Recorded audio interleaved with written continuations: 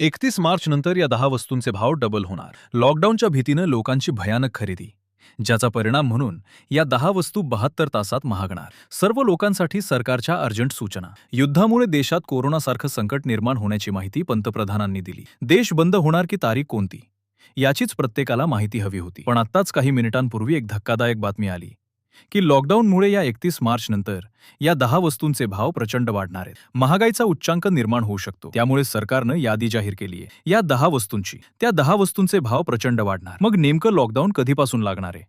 लॉकडाऊनमध्ये काय बंद होणार, काय सुरू राहणार, कोणत्या त्या 10 वस्तू आहेत की ज्याचे भाव एप्रिलमध्ये 4 पटीनं वाढणार? महाराष्ट्रामध्ये याचा कशा पद्धतीनं परिणाम होणार? या वस्तू अशा आहेत की ज्या तुमच्या स्वयंपाकघरात दररोज लागतात, ज्याच्याशिवाय तुमचा दिवस सुरू होत नाही आणि तुमचा दिवस संपत देखील नाही. पण आता लॉकडाऊनची शक्यता आणि वस्तूंचा तुटवडा यामुळे तुम्हाला 4 पट पैसे मोजावे लागतील. या महागाई वाढवण्याची तारीख सरकारनं फिक्स केली आहे, 1 एप्रिल. पण त्याआधीच लोकांनी खरेदी करावी यासाठीच सरकारकडून यादी जाहीर झालेली आहे. आता लोकांकडे फक्त काही दिवस उरले, कारण महागाई असा उच्चांक गाठणार आहे की विचारच सोय नाही. सरकारनं त्यामुळे 10 वस्तूंची यादी जाहीर केलेली आहे. या यादीतल्या वस्तू जर तुमच्या घरात संपल्या असतील तर तातडीनं आणून ठेवा, अशी माहिती प्रशासनानं दिली. कारण जर का तुम्ही 31 मार्च नंतर दुकानात गेले आणि तुम्ही ही वस्तू मागितली की तुम्हाला वाटेल 10 रुपयाला असेल, 20 रुपयाला असेल, पण तीच वस्तू 4 पट, म्हणजे तुम्हाला कदाचित 20 रुपयांच्या वस्तूला 80 रुपये द्यावे लागू शकतात. परत एकदा विचार करा, नेमकं काय बंद होणार? आजच्या बैठकीत जे मुद्दे समोर आले ते धक्कादायक आहेत. जर इंधन संकट खरंच ओढवलं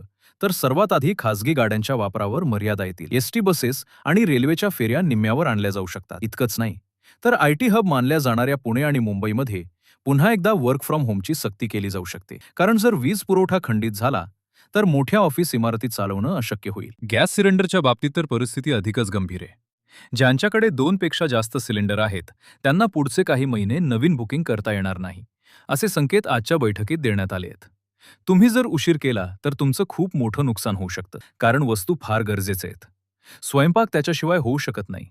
उपासमारीची वेळ येऊ शकते. अशा प्रकारची धक्कादायक लिस्ट आता जाहीर करण्यात आलेली आहे. पण याच 10 वस्तूंची यादी आपण व्हिडिओमध्ये पाहणार आहोत. 10 वस्तूंची यादी पाहिल्याशिवाय व्हिडिओ अजिबात बंद करू नका, कारण की ह्या बातमीला तुम्ही साधी सुद्धा समजू नका. जसं तुम्हाला माहित आहे की युद्ध ज्यावेळेस सुरू झालं होतं त्यावेळेस गॅसचा तुटवडा जाणवणार अशा बातम्या येत होत्या, पण लोकांनी दुर्लक्ष केलं आणि आज अक्षरशः रांगा राहून देखील गॅस सिलेंडर मिळत नाही. पेट्रोल डिझेलच्या बाबतीतही भयानक भाववाढ आता लागू करण्यात येणार आहे. पण त्यासोबतच घरगुती 10 वस्तूंचे भाव वाढल्यामुळे आता लोकांना खूप मोठा प्रॉब्लेम होणार आहे. तुम्ही म्हणाल काय फरक पडतोय? पण दादा, जेव्हा घरातलं तेल संपतं आणि दुकानात गेल्यावर कळतं की डबा आता 5,000ला झालाय, तेव्हा डोळ्यात पाणी आल्याशिवाय राहणार नाही. सध्या बाजारात काय चाललंय माहितीये का? काल रात्रीपासूनच किराणा मालाच्या दुकानाबाहेर रांगा लागायला सुरुवात झालीये. पुण्या मुंबईतले मोठे मॉल्स असो किंवा आपल्या ग्रामीण भागातली छोटी दुकान, सगळीकडे एकच धावपळ उडाली. लोक पोत्यांनी भरून घरी न्यायला लागलीयत. अहो, महिलांची तर अवस्थाच वेगळी आहे. आपल्या घरातील गृहिणींना सवय असते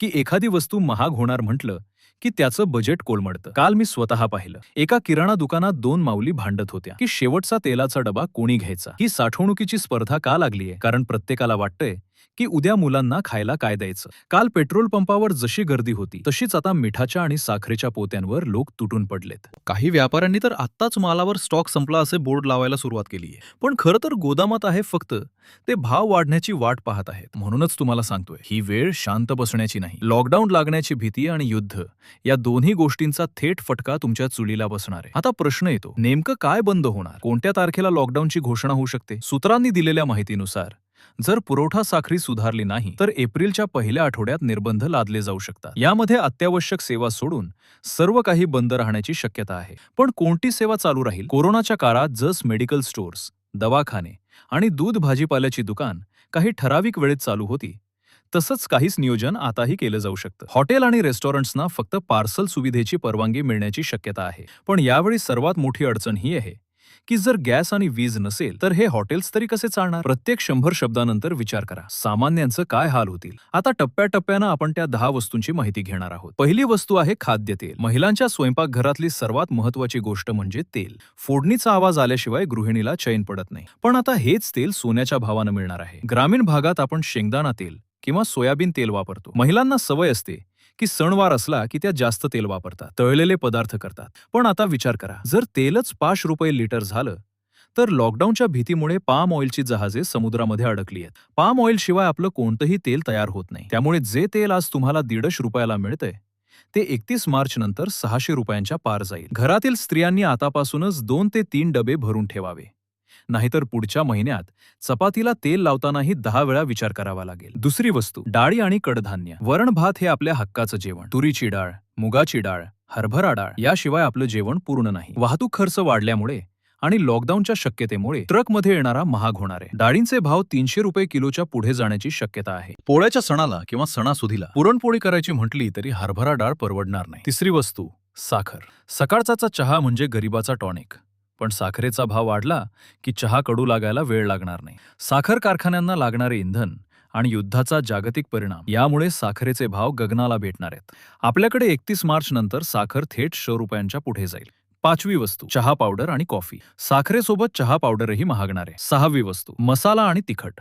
जिरे, मोहरी, हळद आणि विशेषतः लाल तिखट. युद्धाच्या नावाखाली साठेबाज लोक आता मसाल्याचा दर वाढवत आहेत. उन्हाळ्यात महिला मसाला डबा भरून ठेवतात, पण यावर्षी हे काम तुम्हाला मार्चच्या आतच उरकावे लागेल. सातवी वस्तू, आंघोळीचे आणि कपड्यांचं साबण. साबण बनवण्यासाठी लागणारे केमिकल्स परदेशातून येतात. कंपन्यांनी आताच किमती वाढवण्याचे संकेत दिले आहेत. घरात लागणारे डिटर्जंट पावडर आणि साबण यांचा 6 महिन्यांचा साठा करा. आठवी वस्तू, गहू आणि तांदूळ. हे तर आपल्या जगण्याचा आधार आहेत. 31 मार्च नंतर गव्हाचे भाव 3-4 पटीनं वाढणार आहेत. जर तुम्ही आता गहू भरले नाही तर पावसाळ्यात तुम्हाला रेशनच्या धान्यासाठी तासातास रांगेत उभं राहावं लागेल. नववी वस्तू, औषधं आणि आरोग्य सुविधा. जीवनरक्षक औषधांच्या किमतीत मोठी वाढ होणार आहे. घरातील वृद्ध माणसांना लागणाऱ्या गोळ्या आत्ताच 1-2 महिन्यांची घेऊन ठेवा. 10वी वस्तू, सोने आणि चांदी. युद्धाच्या काळात सोन्याचा भाव 10 ग्रामला 1 लाखापर्यंत जाऊ शकतात. आता आपण कोरोनाच्या काळाशी तुलना करूया. कोरोनाच्या वेळी शत्रू एक विषाणू होता जो डोळ्यांना दिसत नव्हता. पण यावेळी शत्रू टंचाई आहे. तेव्हा आपल्याकडे धान्य होतं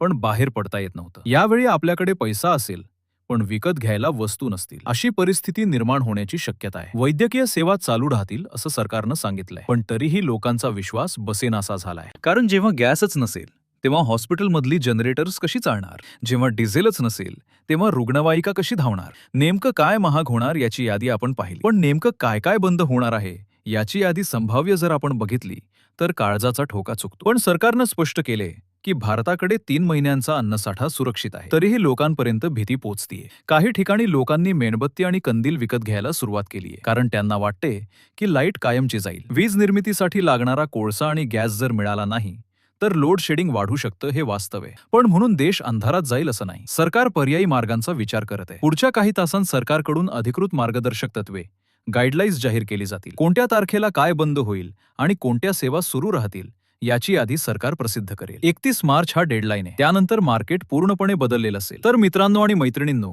ही होती ती भयानक 10 वस्तूंची यादी आणि लॉकडाऊनची शक्यता. हा व्हिडिओ हलक्यात तर घेऊ नका. आम्ही ही माहिती फक्त तुमच्या फायद्यासाठी आणि तुम्हाला सावध करण्यासाठी देत आहोत. आमच्या टीमनं जेव्हा मोठ्या व्यापाऱ्यांच्या मुलाखती घेतल्या तेव्हा त्यांनी स्पष्ट सांगितलं की पुढचे काही महिने सर्वसामान्यांसाठी खूप कठीण असणार आहेत. शेवटी आपल्याला हे समजून घ्यावं लागेल की ही परिस्थिती हाताळण्यासाठी डोक शांत ठेवणं गरजेचं आहे. पेट्रोल पंपावरच्या रांगा, ATM वरची गर्दी आणि धान्याची साठेबाजी करून आपण कोणाचंच भलं करत नाही आहोत. उलट आपण आपल्याच बांधवांच्या तोंडचा घास हिरावून घेत आहोत. येणारा काळ कठीण आहे यात शंका नाही, पण भारत हा असा देश आहे ज्यानं अनेक संकटांना हरवलाय. ही वेळही निघून जाईल. फक्त गरज आहे ती एकमेकांना साथ देण्याची. अजून एक महत्वाची गोष्ट, 8, 9 आणि 10 नंबरची वस्तू म्हणजेच गहू, तांदूळ, औषध आणि सोन्याचा भाव याकडे दुर्लक्ष करू नका. विशेषतः औषध आणि अन्नधान्य ही तुमची गरज आहे. जर तुम्ही उशीर केला तर लॉकडाऊन लागल्यावर तुम्हाला घराबाहेर पडणं मुश्किल होईल. प्रशासनाने दिलेल्या सूचनांचे पालन करा. अफवा पसरवू नका.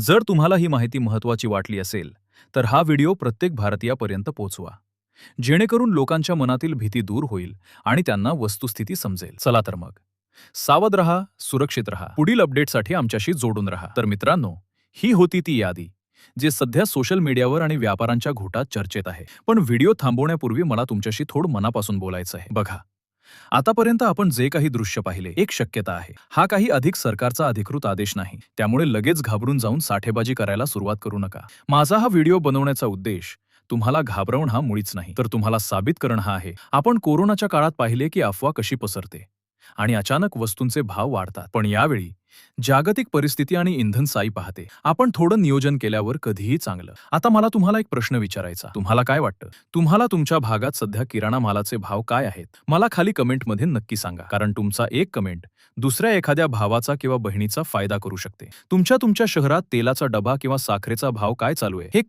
कमेंटमध्ये लिहिल्यामुळे आपल्याला एक अंदाज येईल की खरंच महागाई वाटते की ही फक्त भीती आहे. दुसरी महत्त्वाची गोष्ट म्हणजे साठे करू नका. आपल्याला फक्त आपल्या घराचा विचार करून चालणार नाही. तर आपण गरज नसताना 5-5 पोती साखर भरून ठेवली तर ज्याला रोजच 1 किलो लागते ती मिळणार नाही किंवा महाग मिळेल. शेवटी आपण एकमेकांना साथ दिली तर या संकटातून बाहेर पडू शकू. मित्रांनो, चॅनलवर जर नवीन असाल तर सबस्क्राईब नक्की करा. कारण पुढच्या 24 तासात जर सरकारनं काही नवीन गाईडलाईन्स काढल्या किंवा 10 वस्तूंच्या यादीत काही बदल झाला तर तो सर्वात आधी मी तुमच्यापर्यंत घेऊन येईल. ऑफरवर विश्वास ठेवू नका. अधिकृत बातम्यासाठी आमच्याशी जोडून राहा. चला जाता जाता एवढंच सांगून सावध राहा, पण घाबरू नका. तुमचं मन कमेंटमध्ये कारण मी स्वतः तुमच्या कमेंट वाचतो. चला तर भेटूया पुढच्या व्हिडिओमध्ये अपडेट्समध्ये. जय हिंद, जय महाराष्ट्र.